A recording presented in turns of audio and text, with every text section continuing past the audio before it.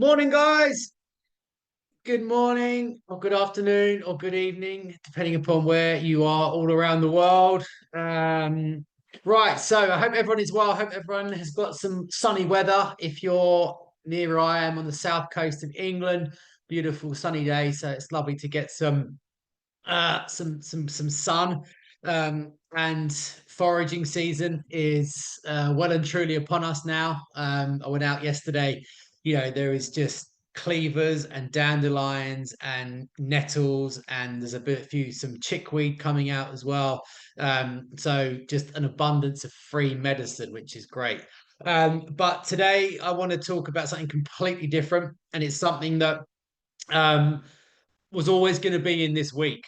This whole week has been about empowering people to understand and use herbal medicine, and in that context, understanding evidence how to use herbs as painkillers is probably one of the most used and practical applications of herbal medicine, because of how prevalent pain is. So today I want to talk about why over-the-counter painkillers, the potential risk of them, how we're misusing them, for too often, and the risks of that, and the profound evidence around how herbs can provide an evidence-based alternative.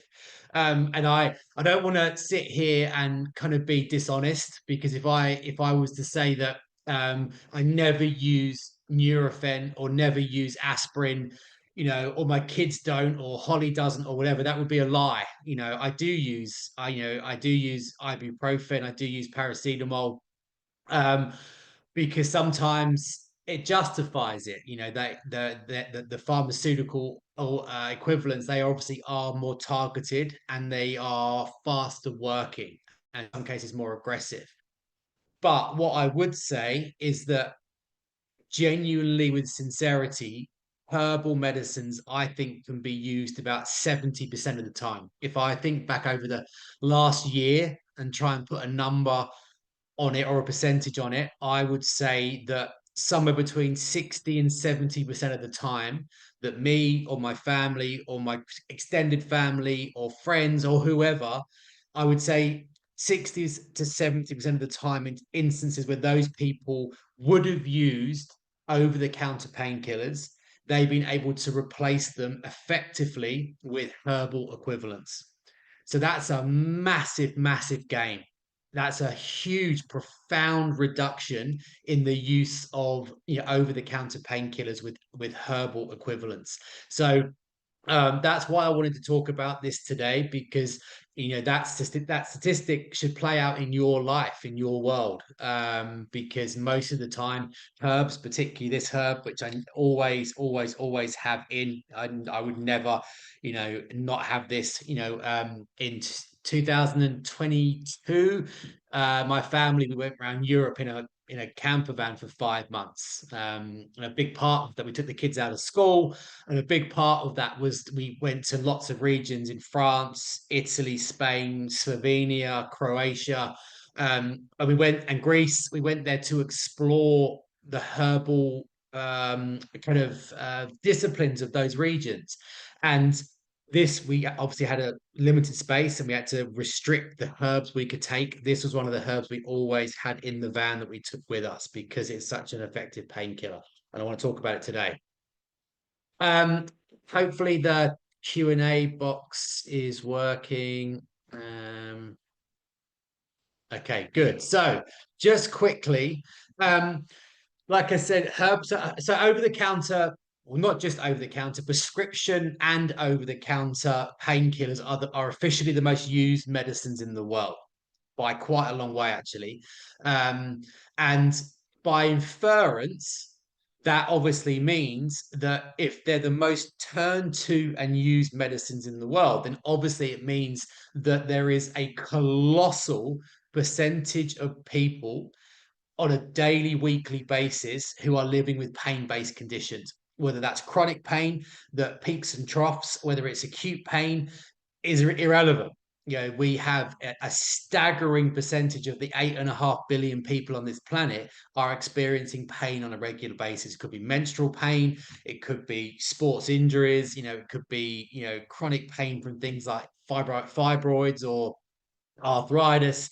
So because of those statistics, it obviously makes sense that if we are adopting the role of the herbalist, the herbal role we spoke about all the way through last week, the home herbalist, the village herbalist who's using herbs to look after friends, family, loved ones, wider community, or whether you're a clinical herbalist working with patients, in a professional setting, you will see people coming to you for help for pain again and again and again and again. It's one of the two most common reasons that people come to me for help, whether it's at the school gates, whether it's knocking on the door, whatever, is for infections and pain.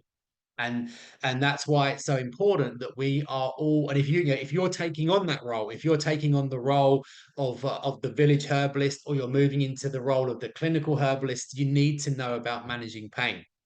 um, and this is not an insignificant problem, because we think of over-the-counter painkillers as being, super safe. And I think that's a cultural thing, because we've grown up with, the idea of just popping pills. I think the connotation is that these are without risk. And that is a long way from the truth. And I saw someone just put up, I think it was you, Zoe. Was it you? Someone just put up a comment. Yeah, Zoe, I would never touch ibuprofen. Um, and I think there's a time, like I said, there's a time and a place, but the way over-the-counter painkillers are being used is not how they were licensed for use, and it's not how they were designed to be used, and it's not what the clinical trial data supports.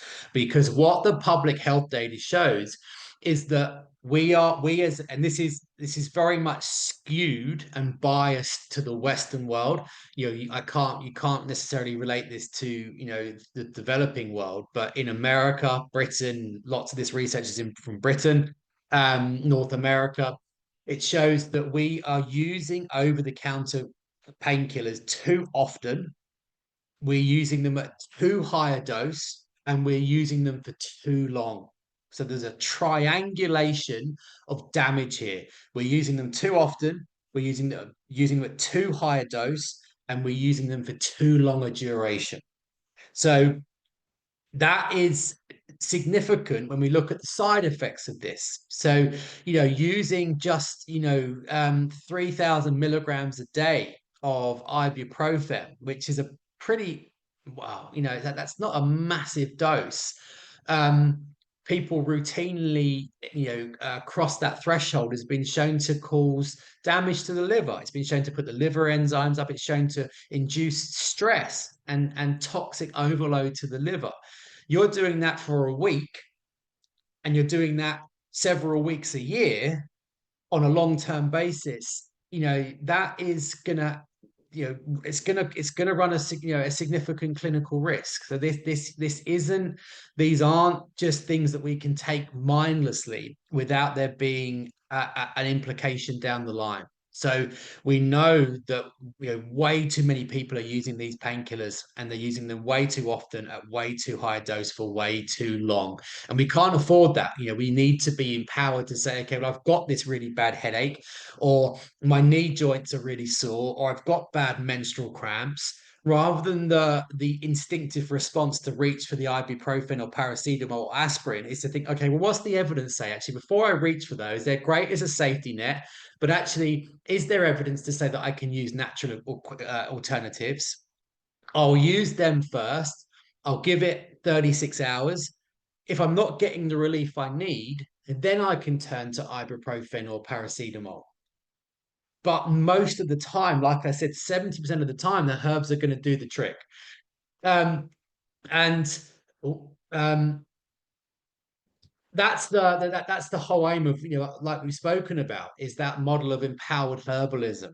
If we keep on coming back to this model that we're touching on, which is ultimately about empowered herbalism, it's about creating a herbal movement where we're getting more and more and more people to take on the mantle of the herbalist, the model that comes from France and from Spain, particularly the Pyrenees region, in Greece, particularly in India and Ayurveda, very much central there, that we have these people in families, communities who are skilled in herbal medicines. Um, then this is, like I said, this is a key area, and it's probably one of the most commonly applied aspects of herbalism, just because, like I said, how common pain-based problems and pain-based issues are. I can see lots of questions pinging up. Um, yeah, so hi Janet. So cool, stomach bleeding after a very short time. These aren't uncommon. Um, I thought you looked familiar. I remember seeing you talking about staying in Croatia in the middle of the pandemic. Yeah. Oh wow, small world. When I took ibuprofen, it took me gave me terrible heartburn and reflux. Yeah. Over what time period did the OTC, the over the counter, cause damage? It varies. Some people can have signs of liver overload within 48 hours. So there's no kind of black or there's no kind of a datum. But yeah, so actually, you just spoke mentioned about Croatia. Croatia's got a phenomenal tradition of herbal medicine. I learned we found an amazing herbalist in just south of Split. And we started work. Look, she came from a long lineage of herbalists, and we learned loads from her. So, Croatia's, all of the Balkan states, Greece, Turkey, Croatia, Macedonia are hotbeds of this village herbalist model. So, with all that said and done, what do we do about it? And to my mind, when we're thinking herbal painkillers, we should be thinking of one herb first off. I talk a lot. Those of you who are doing, I know quite a few of you here are in other courses we run, and some of you are in the clinical diploma, the Ayurvedic clinical diploma, the year-long course, and I talk a lot about something called a cognitive reflex. So a cognitive reflex is a really great learning framework, which is where you hear one thing and you create a reflex response to it. So an instant response. You put your hand in a fire, your reflex is to pull it out. It's an instant response. So it's a cognitive learning process. So when you learn, you see one issue and you have a reflexive response. So, for example, inflammation, you might think turmeric, or depression, you might think St. John's Wort. If you think pain, your cognitive reflex should be willow bark. Which isn't to say that it's the only herbal painkiller. There are lots of other herbs that excel in managing pain. Some of the ones I use a lot are boswellia, so Indian frankincense, myrrh, and turmeric as well, Californian poppy. Again, this is why learning our herbs are so important. Those of you, I think most of you here probably have, those of you who've joined the Master Home Herbalist or the online diploma in herbal medicine, you'll see in all of the herb profiles. And we're talking about boswellia, you're talking about myrrh, the research around how these herbs block the chemical pathways of pain. But as an out and out leading painkiller that is easy to source, that is cheap, and that probably packs the biggest punch in terms of the evidence, willow bark is my turn to. It's my If I think pain, I think willow bark. And it's got a fascinating. Anyone use willow bark here out of interest? Anyone tried willow bark? Um, so willow bark has a fascinating history, and it comes now from he's famous in herbal anthropology. The Reverend Edmund Stone, who was a Church of England reverend in England, and in the 18th century, very often the priests and the religious, monks and priests, and they acted as the village herbalists. Because they were educated, they were literate. And Reverend Stone was one of the leading village herbalists in his community. And he met a wandering herbalist who came from Glastonbury, who told him about willow bark and said, when your parishioners are suffering with pain, this is the herb you want to use. You want to use willow bark. And he showed him how to harvest it and prepare it. And he started using it. And what he noticed was that as soon as he switched to using willow bark to treat his parishioners, his effectiveness at managing pain increased by about 50%, within a week. And bearing in mind this was in agricultural, rural England, where most people had, physically intensive, labor heavy jobs, lots of injuries, lots of farming injuries, lots of, joint pain. So pain was the pressing issue. And he noticed this profound response from using willow bark, to the point that he then didn't use anything else. That this was his primary, treatment, his primary form of remedy, um, for treating pain. And what he didn't know, which we now know, was that he'd stumbled across the original form, the chemical foundation of aspirin. So aspirin that we know, aspirin is an anti-inflammatory, it's a painkiller, it's an analgesic. Aspirin, the thing that makes aspirin work, the chemical that makes aspirin work clinically, is called salicin. Salicin.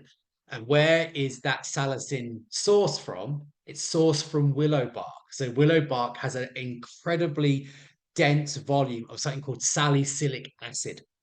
And we now know from the clinical research, from the laboratory research and the clinical trials, that salicylic acid is one of nature's most powerful analgesics, so painkillers. It's one of nature's most powerful anti-inflammatories, and it's one of nature's most powerful antipyretics in terms of lowering fevers and temperatures. And the evidence around this is really strong, because it's something called lipoxygenase, which is one of the body's primary pain and inflammatory pathways. So if you've got a really bad headache and you take, aspirin or Nurofen, one of the ways it stops the pain is by blocking the lipoxygenase pathway, which results in a severing of the pain response. The salicylic acid in willow bark, and using willow bark as a pure herb, has been clinically proven to mirror those pain killing pathways in the body at the chemical level. So we know that willow bark is not possibly, maybe occasionally, sometimes, it is a reliable, clinically proven, mechanistically accurate herbal painkiller. And I know from using it in, well, just, so often do I have neighbors and friends, asking for this. If someone's got a headache, say you can feel a headache coming on, or you've got a headache, if you use this properly, you will feel a response that would be similar to what you would get if you took, 400 milligrams of Nurofen or aspirin, because the evidence shows it works. The key with the herbal research is not just showing that it works, but showing how it works. You need to show mechanistic pathways. And this is clear with willow bark. We know that when you take it, it blocks these chemical pathways that results in a anti-inflammatory pain-killing response. So that then means that if we look at the clinical indications for willow bark, it's anything that we would think of using, over-the-counter painkillers for. It's phenomenal for musculoskeletal pain. So things like arthritis, gout, rheumatism, repetitive strain injuries, muscle tears, things like tendonitis, bursitis, sports injuries, torn muscles, aching muscles, anything where there's pain or inflammation in the musculoskeletal system, particularly osteoarthritis, rheumatic pain. It's exceptional for that. It's also brilliant for, microbial, so, pain that comes about through infections. So flu, if you've got the flu or a really bad cold, you've got the body ache, and all your muscles feel sore and your skin feels sore. It's brilliant for treating flu-like symptoms.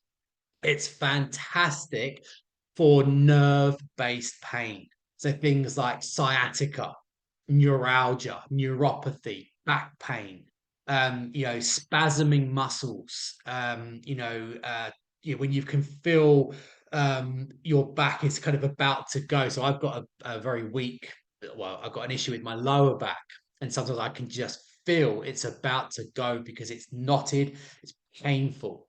You get on, the topical and internal treatment. So it's good to always work from the outside in and the inside out. So working from the inside out using something like willow bark, strong treatments. The topical treatments using things like the cayenne ointment we spoke about, or the comfrey ointment, or anything like that, works wonders. It's also brilliant for respiratory symptoms. So it's an expectorant. So it's great for clearing mucus. It's great for clearing congestion. It's great for alleviating sinusitis, and things like that. Brilliant for, bear with me, guys, 2 seconds. Brilliant for yeah, headaches, tension headaches, frontal headaches, occipital headaches, temporal headaches. The one thing that I haven't found that it works for is migraines. It's brilliant for your general headaches, but I've tested it in lots of cases for migraines, and it just doesn't seem to work. It just doesn't seem to work. Okay, so it's great for headaches, but with the exception of migraines. So if you look at that list, that's pretty much a who's who of why you would use painkillers. There are many reasons that people use painkillers that aren't included within that list. And the other thing as well is reproductive, so menstrual pain, menstrual cramps, menstrual pain, those kinds of things as well. So whether it's an infection, whether it's the flu, whether it's respiratory symptoms, whether it's nerve pain, muscle pain, it's all there. Okay, it works. It's also very, very safe, but there are a few things to be aware of. In the same way that aspirin, why does some people take mini aspirins? Because it's a blood thinner. So in the same way that aspirin is a blood thinner, it's the salicin. Willow is also a very, very powerful blood thinner. So if you're taking warfarin or any kind of blood thinner, then don't use willow bark, okay, intensely. If you're on, if you have any kind of bleeding disorders, whatever that might look like, then you don't want to be using willow bark because it's going to thin the blood and it's obviously going to increase the risks of bleeds. And willow bark is only to be used by over 18s. It's not to be used by under 18s under any circumstances. And it's not to be used if you're pregnant or breastfeeding. Okay, so 3 really important precautions to be aware of.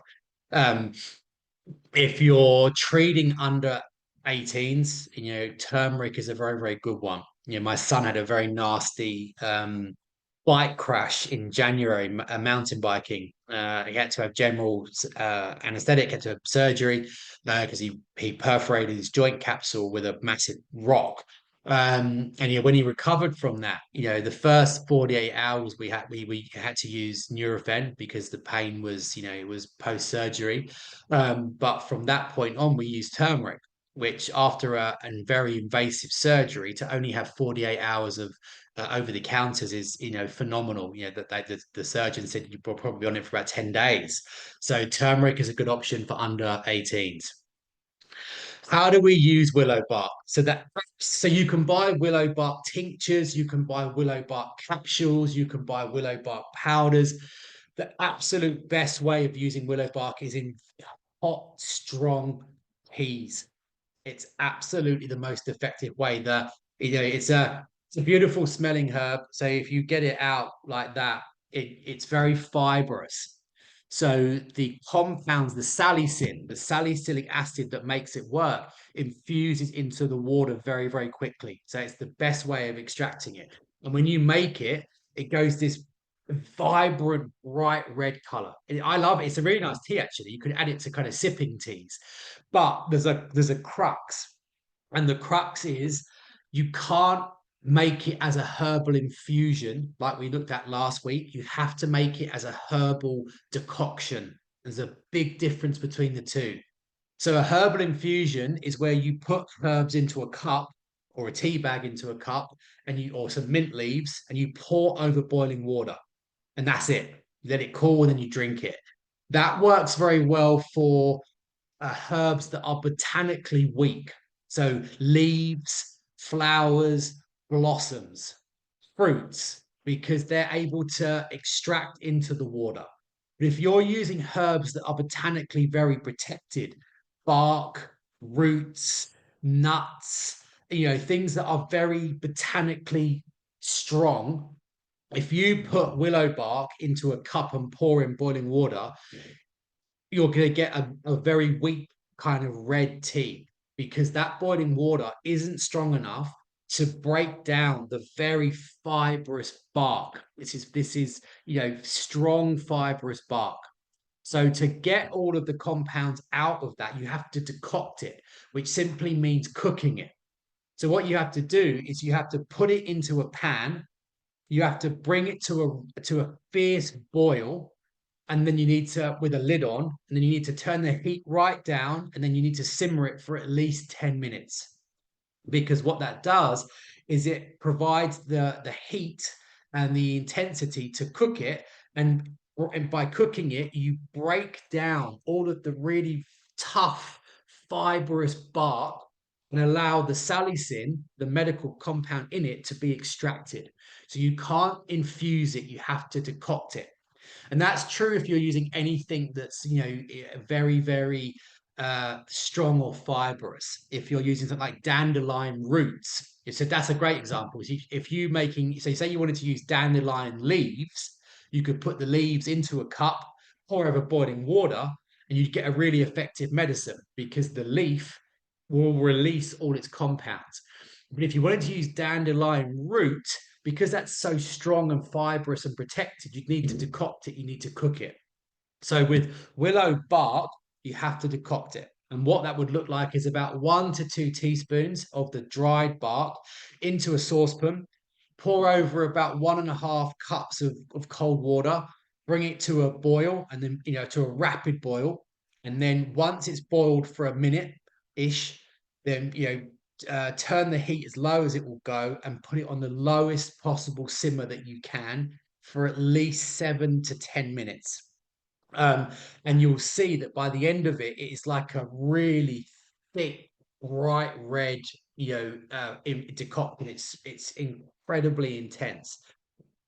And then, strain out the bark. Pour it into a cup. You can add a little bit of honey to sweeten it if you want. Once it's cooled to drinking temperature, you don't. It's quite palatable, and you can drink 1 cup every 2 hours. 4 or 5 cups a day, or you could use the flask method that we discussed last week. Make up a big batch in one go, and then pour it into. Say you've got a flask that holds 4 cupfuls, then just increase the water volume, increase the herb volume in a big saucepan, pour it into a flask, and you've got your whole day's worth in one go. Um, so willow bark is super easy to get. So you can get it from any of the online dispensaries we spoke about last week. So things like Baldwin's, but actually willow bark is so willow bark you can forage all year round. But willow bark that's foraged in the spring is particularly good because all the sap is rising, and that sap increases the medicinal properties of willow bark. So you can forage for it really, really easily. And we've got where is it? So in the those of you who've joined, where is it? So in the Master Home Herbalists, there's a pre-record on how to forage willow bark, how to prepare it, and how to dry it and use it. We might be able to share that on the free resources. Let me see if I can get it on there. But so you can forage for it, but it's easy to buy. Okay, it's easy to buy and it's very cheap as a herb. So if you're creating a home apothecary and you're trying to increase the range of herbs you've got at home, so that when people knock on your door or phone you for help, this would be one that I would absolutely stock. Okay, just buy a couple of 100 grams of willow bark and know how to use it. Even if you print those instructions off and stick it in the jar or whatever, you will turn to it again and again and again. Let me just look at. I've got Millions of questions popping up.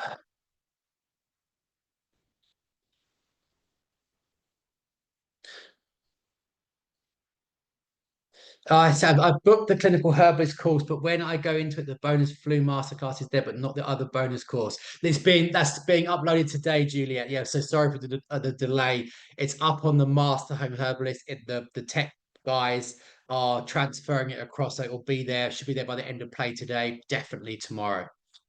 Hi Jackie, I'm having a flare up of osteoarthritis at the mo. Is it okay to put tincture of ashwagandha nettle in my decaf coffee? Yeah, absolutely, no problem at all. Isn't taking bark from a wild tree is illegal? It's taking bark is, but we take the very small stems. So essentially, you're pruning it. So you're looking for the branches of the willow tree that are about the size of your little finger, and the end of it, the distal part, the bit that's actually hanging down. So if you take about a foot, off of 7 branches, then you're going to give you a load of bark. And it's great for the tree. Pruning trees is brilliant, particularly willow. So you're not taking the bark from the tree, you're taking it from the distal part, the end part of the thinnest branches. Um, so you're actually helping the tree rather than harming it. Can you drink these cold? Yep, you can make a large batch and you can use it through the day. Buy it. Where do you buy it from? Yeah, Baldwin's, Indigo Herbs. There's lots of places where you can buy it. Um, I get deferred nerve pain in my left arm for spondylitis. Yeah, definitely try. Be great for that. Uh, does that mean that willow bark could be used instead of blood thinners? I mean, if there's a clinic, if you've been prescribed them clinically because you're at risk of a stroke or something, then obviously you need one-to-one advice on that. But um, as a preventative, so for lots of the older practices, they advocate using willow bark on a regular basis to keep the blood thin, because obviously that, well, not thin, but the viscosity at the right level, because obviously that increases nutrient delivery, oxygen delivery, and things like that. So it's kind of like a mini aspirin. It's a preventative. um where are we? Yeah, so for migraines, feverfew. Okay, the only herb that I've ever seen, I've seen Boswellia. So Boswellia, Indian frankincense, is one of my favorite herbs. It's got so many applications. That really helps. But feverfew is clinically proven in the prevention and management of migraines, and it works. It does work very well. I've seen it work well in the same way that I haven't seen willow work for migraines. I have seen feverfew work. Okay, very much so. Um,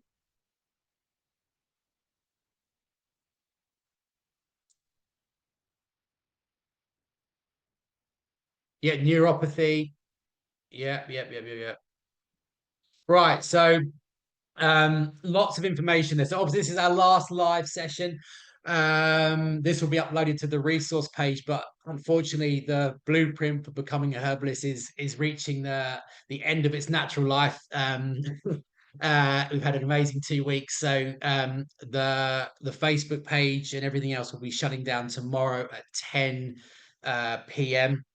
So those of you who are thinking of joining either the Master Home Herbalist or the online diploma, all of the discounts, the free bonus courses, everything is valid for just over a day till 10 p.m. tomorrow, and then they all get closed down. Um, but obviously, we still do provide loads of free content on our YouTube channel. Every week, we release 1 or 2 videos around all things herbal medicine, Ayurveda, healthy food, healthy living.